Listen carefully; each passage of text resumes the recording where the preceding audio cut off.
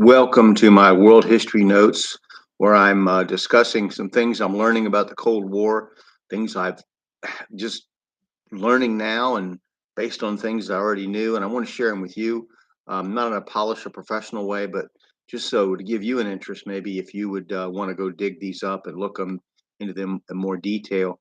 And I want to start with a communist influencer. His name was Irving Lerner, Lerner. He was a filmmaker, and before he acted during the 30s. He was a member of the Workers' Film and Photo League, a communist front, um, and he made films for the Rockefeller Foundation and other globalist institutions. Um, and then he produced two documentaries for the Office of War Information, which, like I told you, could easily be nicknamed the Office of Soviet War Information because of its being riddled with communist agents, Soviet agents. Um, and so he wrote, he did short documentary Muscle Beach and things like that.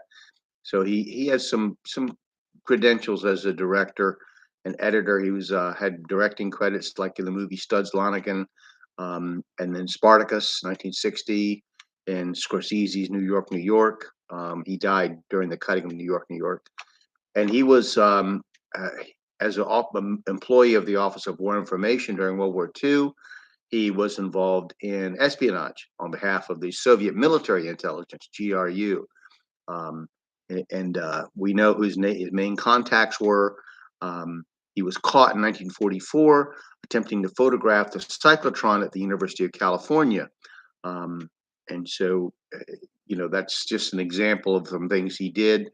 And he he uh, he actually went to work for an organization that was owned by another Soviet intelligence agent. So he has a filmography you might want to look up. He was a producer, editor, second unit director, actor, miscellaneous crew member, worked in the editing department, several movies.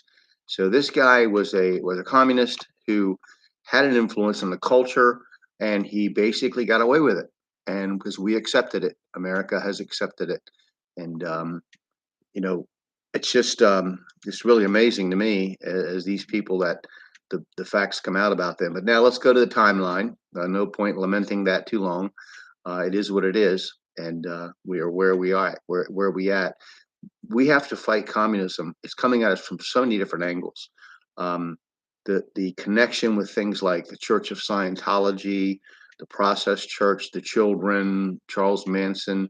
There's a side to that to Marxism. There's a side to the civil rights movement, the critical race theory today. There's a side to the different social movements in our history, certain parts of feminism, certain parts of the gay rights movement, transgender movement. I watched a lecture on transgender Marxism, very sympathetic to transgenderism.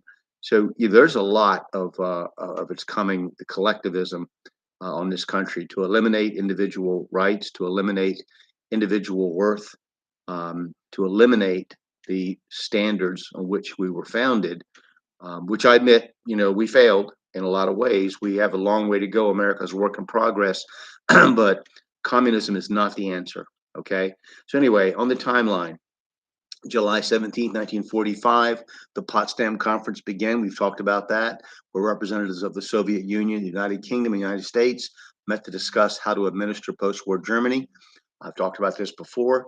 Now, globalism, which is something that facilitates the eventual establishment of a global government, I call it global communism, is something that stems from these efforts to draw the world together to keep it from having another world war, basically.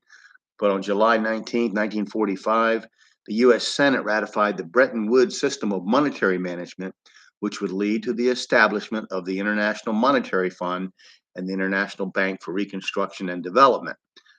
So Bretton Woods has a link to the IMF and the International Monetary Fund and National Bank of Reconstruction and Development. So the Bretton Woods system of monetary management established rules for commercial and financial relations among the big countries, the allies. So it was a first example of a fully negotiated monetary order intended to govern monetary relations of independent states. So this is the beginning of globalism, one of the parts of the beginning of globalism. Um, and eventually, it created greater cooperation among countries to prevent future competitive devaluations and established the International Monetary Fund, which has been which is used to monitor exchange and lend reserve currencies to nations with balance of payments deficits. It's the IMF is used to blackmail countries, to get them on the hook, um, and then to get them to toe the line, whatever conventional line is out there. So anyway, it's a good idea if you want to look up the International Monetary Fund, um, and also, um, I would recommend looking at the International Bank for Reconstruction and Development. So these international banking organizations, these international political organizations, um, the stated goal is to, um, establish stability and keep the world from descending into that horrible world war like we had in the 40s, 1940s, but they also lead to global government. And then you have another, situation, which is something that's going to be in opposition to everything that we believe about freedom. Um, because, well, I think anybody who's lived through this pandemic, recently, understands that and for your own sake, how government can be outright overbearing and overreaching. So we'll stop there and we'll continue next time with more information that I'm finding that's interesting to me. I hope that you'll dig some of this stuff up and have your own opinion. I'm not expecting you to agree with me. Um, like I say, you want to dig deep into this and come up with your own opinions. That's great as long as you're doing the studying. I thank you for listening.